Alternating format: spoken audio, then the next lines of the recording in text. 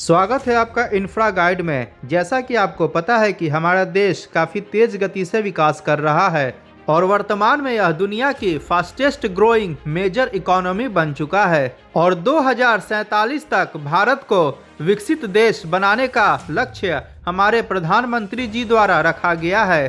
परंतु बिहार के विकास के बिना हमारे प्रधानमंत्री श्री नरेंद्र मोदी जी का विकसित भारत का सपना कभी भी पूरा नहीं हो पाएगा। अतः इसी कारण वर्तमान समय में बिहार राज्य में बहुत सारे परियोजनाओं का निर्माण कार्य किया जा रहा है। इतना ही नहीं, बहुत सारे परियोजनाओं का निर्माण कार्य पूरा भी कर लिया गया है। तो आज की इस वीडियो में हम लोग चर्चा करने जा रहे हैं मोदी और नीतीश सरकार द्वारा बिहार राज्य में कंप्लीट किए गए टॉप 10 मेगा प्रोजेक्ट्स के बारे में। तो आपको अगर यह वीडियो पसंद है तो प्लीज लाइक करें और चैनल को सब्सक्राइब करना बिल्कुल ना भूलें। तो सबसे पहले नंबर 10 पर बात करते हैं मुजफ्फरपुर बाईपास परियोजना के बारे में, जिसका निर्माण मुजफ्फरपुर शहर के अंदर लगने वाले भीषण ट्रैफिक जैम और NH22 एवं NH27 के बीच बेहतर कनेक्टिविटी स्थापित करने के लिए किया गया है। यह एक 4 लेन परियोजना है जो कि मुजफ्फरपुर जिले में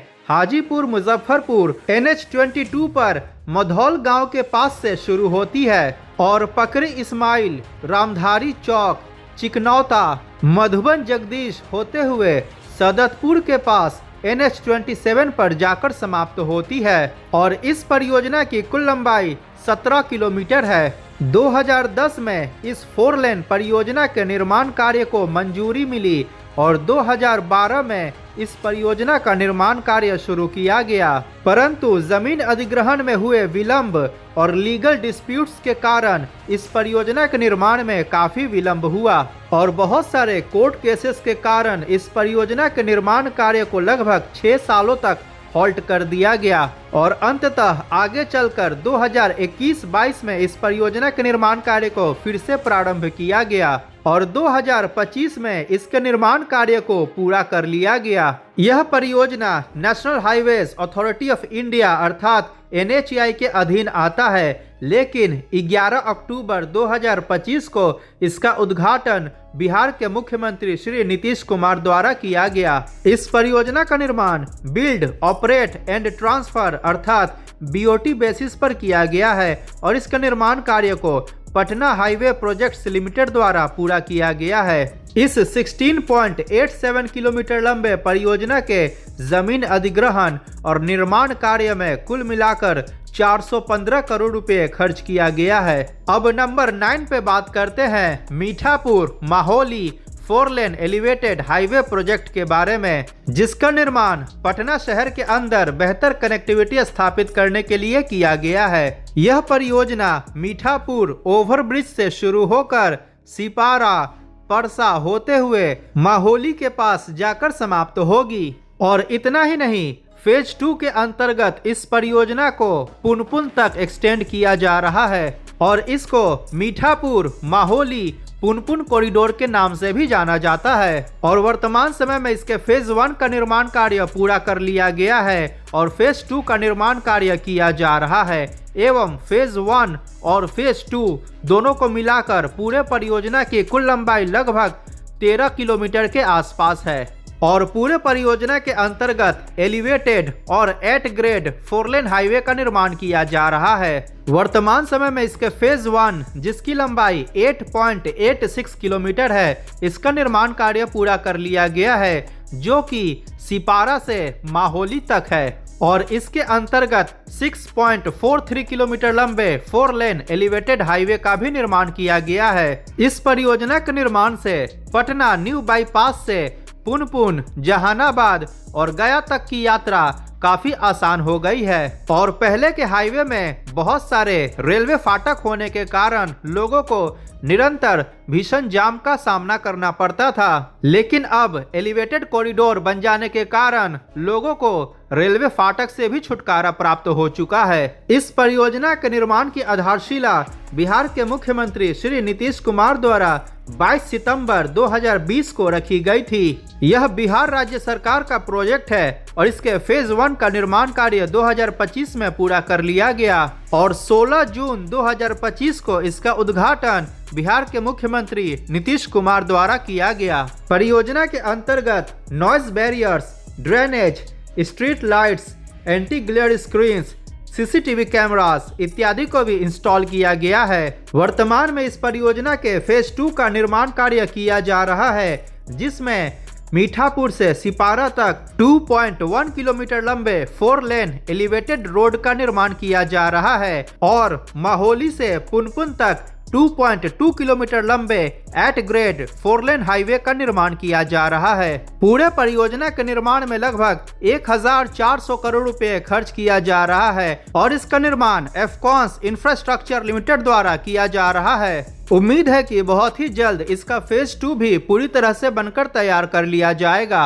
अब नंबर 8 पे बात करते हैं महात्मा गांधी सेतु रीडेवलपमेंट परियोजना के बारे में, जिसका निर्माण उत्तर बिहार और दक्षिण बिहार के बीच बेहतर कनेक्टिविटी स्थापित करने के लिए किया गया है। जैसा कि आप सभी जानते हैं कि महात्मा गांधी सेतु के निर्माण के कुछ ही सालों बाद इसकी अवस्था काफी जर्जर हो गई थी और हमेशा इस ब्रिज पर रिपेयरिंग का काम चलता रहता था, या यूं कहें कि महात्मा गांधी सेतु ट्रैफिक जाम का पूरक बन चुका था और इस 5.75 किलोमीटर लंबे ब्रिज को पार करने में 2 घंटे या इससे अधिक का भी समय लग जाता था, जिससे कि कई लोगों की ट्रेन और फ्लाइट छूट जाती थी और इमरजेंसी सिचुएशन में कोई भी मरीज समय पर अस्पताल नहीं पहुंच पाता था और बिहार के विकास में महात्मा गांधी सेतु पुल एक बाधा बन चुका था। उन दिनों हाजीपुर से पटना के बीच या यूं कहें कि उत्तर बिहार से दक्षिण बिहार के बीच की यात्रा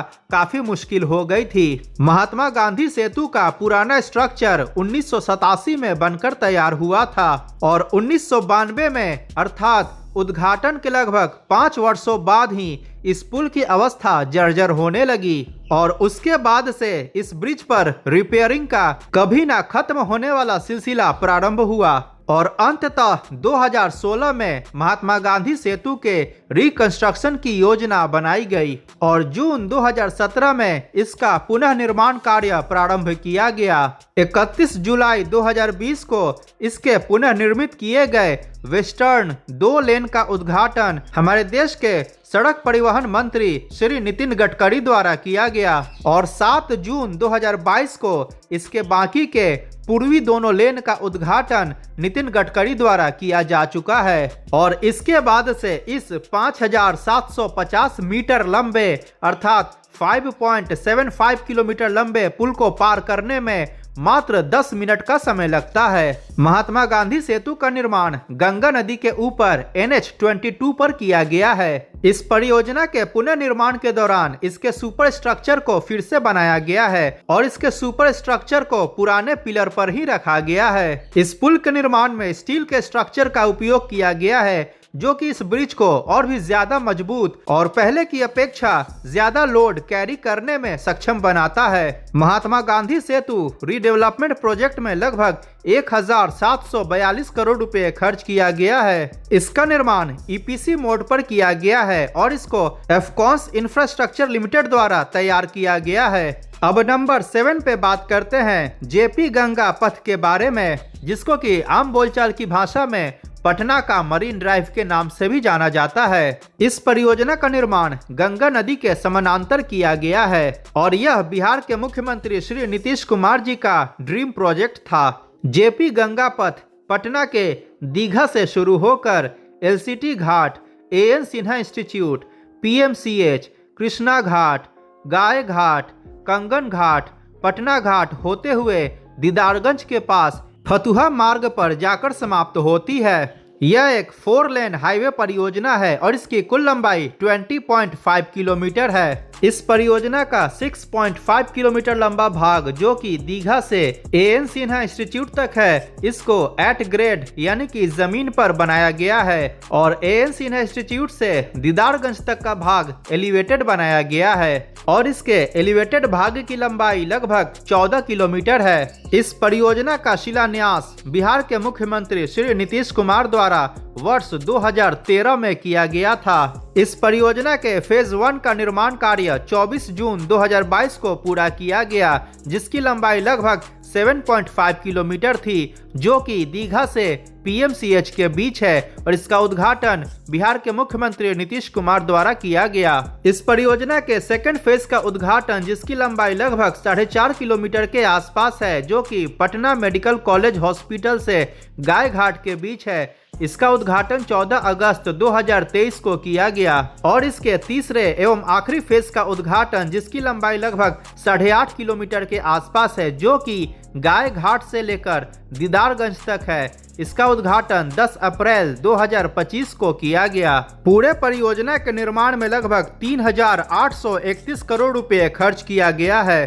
जेपी गंगा पथ की अशोक राजपथ से बेहतर कनेक्टिविटी स्थापित करने के लिए कुल 8 स्थानों पर कनेक्टर या अप्रोच रोड का निर्माण किया गया है। इस परियोजना के निर्माण के पूर्व दीघा से दीदारगंज के बीच अशोक राजपथ द्वारा यात्रा करने में 2 घंटे का भी समय लग जाता था, परंतु अब परियोजना के निर्माण के बाद इस दूरी को आधे घंटे से भी कम समय में पूरा किया जा सकता है। इसके साथ ही उत्तर बिहार की पीएमसीएच से भी कनेक्टिविटी काफी बेहतर हो चुकी है। यह परियोजना Bihar state road development corporation limited के अंतर्गत आता है और इसका निर्माण नवयुग इंजीनियरिंग कंपनी लिमिटेड और जीआर इंफ्रा प्रोजेक्ट्स लिमिटेड द्वारा किया गया है। अब नंबर 6 पे बात करते हैं कोइलवर बक्सर 4 लेन हाईवे परियोजना के बारे में, जिसका निर्माण पटना और बक्सर के बीच बेहतर कनेक्टिविटी स्थापित करने के लिए किया गया है और यह परियोजना पटना आरा बक्सर 4 लेन हाईवे परियोजना के अंतर्गत आता है,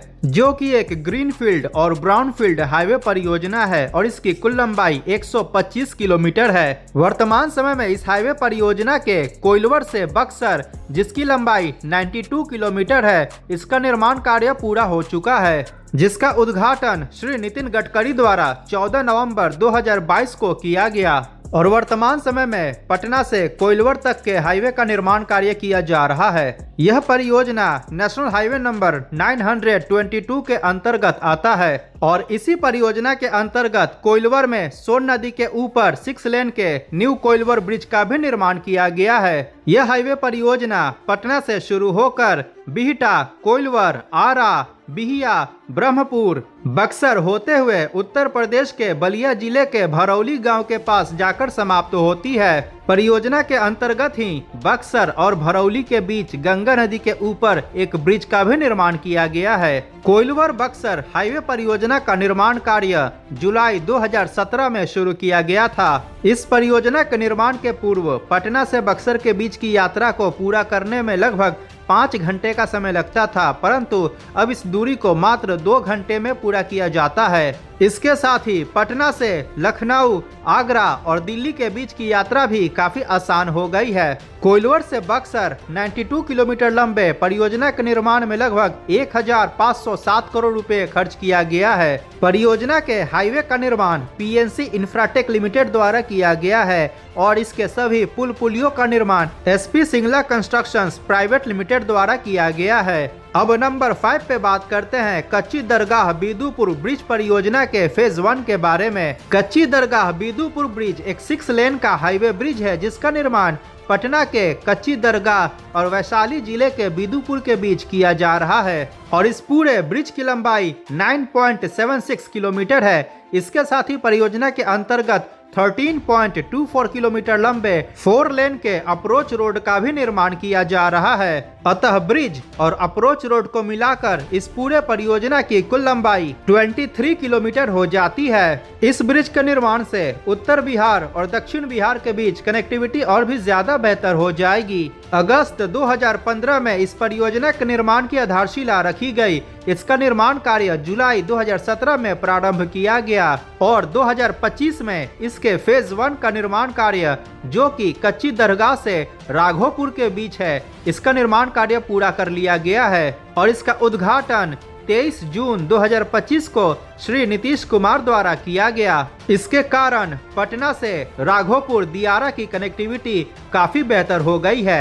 यह नदी पे बनने वाला हमारे देश का सबसे लंबा extra dozed cable stayed bridge है। और इसका निर्माण गंगा नदी के ऊपर किया जा रहा है। इस परियोजना के कच्ची दरगाह से राघोपुर दियरा की कुल लंबाई 4.57 किलोमीटर है और उम्मीद है कि बाकी का प्रोजेक्ट भी 2027 तक पूरी तरह से बनकर तैयार हो जाएगा। इस परियोजना के निर्माण में कुल मिलाकर 4,988 करोड़ रुपए खर्च किया जा रहा है और इस परियोजना का निर्माण L&T कंस्ट्रक्शन और डेवू ENC द्वारा किया जा रहा है। अब नंबर 4 पे बात करते हैं ओंटा सिमरिया ब्रिज के बारे में, जिसका निर्माण गंगा नदी के ऊपर मोकामा और सिमरिया के बीच बेहतर कनेक्टिविटी स्थापित करने के लिए किया गया है। यह एक 6 लेन का हाईवे ब्रिज है और इसको बरौनी मोकामा 6 लेन गंगा ब्रिज के भी नाम से जाना जाता है। इस परियोजना का निर्माण नेशनल हाईवे नंबर 31 के अंतर्गत किया गया है और इसको राजेंद्र सेतु के समानांतर बनाया गया है। इस पूरे 6 लेन ब्रिज की लंबाई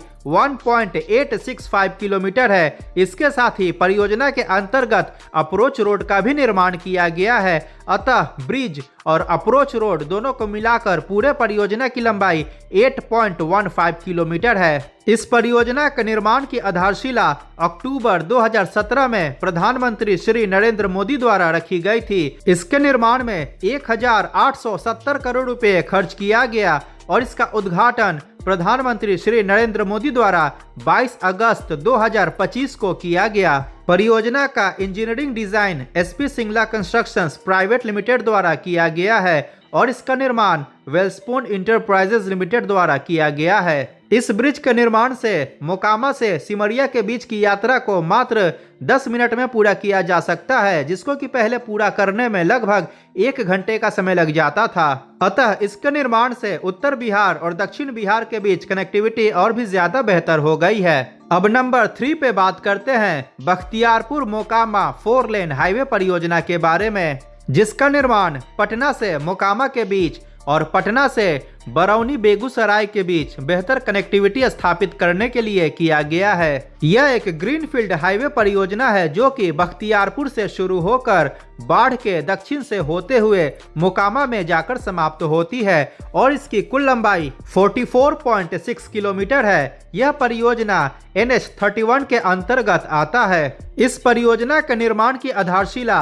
अक्टूबर 2017 में प्रधानमंत्री श्री नरेंद्र मोदी द्वारा रखी गई थी। मार्च 2025 में इस परियोजना को पार्शियली यातायात के लिए खोल दिया गया और इसका उद्घाटन नीतीश कुमार द्वारा किया गया और अगस्त 2025 में यह परियोजना पूरी तरह से बनकर तैयार हो गया, जिसका उद्घाटन प्रधानमंत्री नरेंद्र मोदी द्वारा किया गया। परियोजना के निर्माण के पूर्व बख्तियारपुर से मोकामा के बीच की यात्रा को पूरा करने में लगभग 1.5 घंटे का समय लगता था, परंतु अब इसको मात्र 30 मिनट में पूरा किया जाता है। इस हाईवे पर आप 100 किलोमीटर प्रति घंटे की रफ्तार से वाहन को आसानी से चला सकते हैं और पटना से बरौनी एवं बेगूसराय के बीच की दूरी को अब मात्र 2 घंटे में पूरा किया जा सकता है, जिसको कि पहले पूरा करने में 4 से 5 घंटे का समय लग जाता था। इस परियोजना के निर्माण में लगभग 1,900 करोड़ रुपए खर्च किया गया है और इसका निर्माण BSCPL इंफ्रास्ट्रक्चर लिमिटेड द्वारा किया गया है। इतना ही नहीं, आपको बता दें कि वर्तमान समय में सिमरिया से बेगूसराय खगड़िया होते हुए पूर्णिया तक 4 लेन हाईवे का निर्माण किया जा रहा है। अब नंबर 2 पे बात करते हैं बख्तियारपुर रजौली 4 लेन हाईवे परियोजना के बारे में, जिसका निर्माण बख्तियारपुर से झारखंड बॉर्डर के पास रजौली तक किया गया है। यह एक ब्राउनफील्ड हाईवे परियोजना है और इसकी कुल लंबाई 98.12 किलोमीटर है। यह परियोजना बख्तियारपुर से शुरू होकर हरनौत, बिहार शरीफ, पावापुरी, नवादा होते हुए झारखंड बॉर्डर के पास रजौली में जाकर समाप्त होती है। 21 सितंबर 2020 को इस परियोजना के निर्माण की आधारशिला प्रधानमंत्री श्री नरेंद्र मोदी द्वारा रखी गई थी। बख्तियारपुर रजौली परियोजना पटना रांची 4 लेन हाईवे परियोजना NH 20 के अंतर्गत आता है, जिसका निर्माण NHAI द्वारा किया गया है। मार्च 2025 में यह परियोजना पूरी तरह से बनकर तैयार हो गया और इसके निर्माण में लगभग 3,700 करोड़ रुपए खर्च किया गया है। इसका निर्माण गावर कंस्ट्रक्शन लिमिटेड कंपनी द्वारा किया गया है। 4 लेन हाईवे परियोजना के निर्माण से पटना से बिहार शरीफ, पावापुरी, नवादा और रांची की कनेक्टिविटी काफी बेहतर हो गई है। इस हाईवे के निर्माण के पूर्व पटना से रांची के बीच की यात्रा को पूरा करने में लगभग 10 घंटे का समय लगता था, परंतु अब इसको मात्र 7 घंटे में पूरा किया जाता है। इसके साथ ही हाईवे निर्माण से राजगीर, पावापुरी और नालंदा में पर्यटन के क्षेत्र को भी बढ़ावा मिलेगा।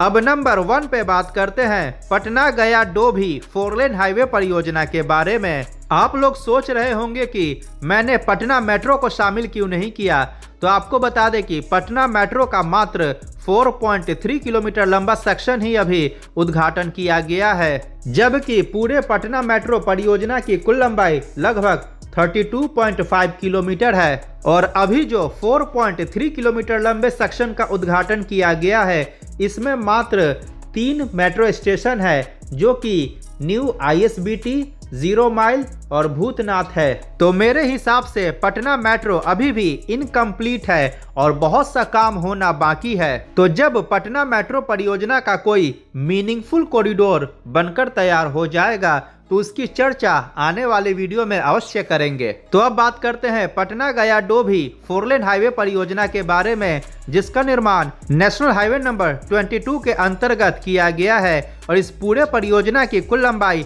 127 किलोमीटर है। यह हाईवे परियोजना पटना शहर में न्यू बाईपास के पास सरिस्ताबाद से शुरू होकर पुनपुन, नदवा, मसौढ़ी, जहानाबाद, मखदूमपुर, बेलागंज, चाकंद, गया शहर को बाईपास करते हुए बोध गया होते हुए डोभी के पास NH-19 अर्थात GT रोड पर जाकर समाप्त होती है। इस परियोजना के निर्माण की घोषणा 10 जनवरी 2013 में की गई थी, परंतु इसका निर्माण कार्य नवंबर 2020 में शुरू किया गया। यह परियोजना national highways authority of India के अंतर्गत आता है और 30 मई 2025 को इसका उद्घाटन प्रधानमंत्री श्री नरेंद्र मोदी द्वारा किया गया। पूरे परियोजना के निर्माण में लगभग 5,520 करोड़ रुपए खर्च किया गया है। इस परियोजना का निर्माण JSP projects private limited, Aegis international SA और Aegis India consulting engineers private limited द्वारा किया गया है। परियोजना के निर्माण के कारण पटना से गया के बीच कनेक्टिविटी और भी ज्यादा बेहतर हो गई है। इसके साथ ही बोध गया में पर्यटन के क्षेत्र को भी बढ़ावा मिलेगा। 4 लेन हाईवे निर्माण के पूर्व पटना से बोध गया के बीच की यात्रा को पूरा करने में लगभग 4 से 5 घंटे का समय लगता था, परंतु अब इसको मात्र 2 घंटे में पूरा किया जा सकता है। इसके साथ ही झारखंड से भी कनेक्टिविटी काफी बेहतर हो गई है। इस हाईवे परियोजना के निर्माण में जापान इंटरनेशनल कोऑपरेशन एजेंसी अर्थात जीका द्वारा भी सहयोग प्राप्त हुआ है।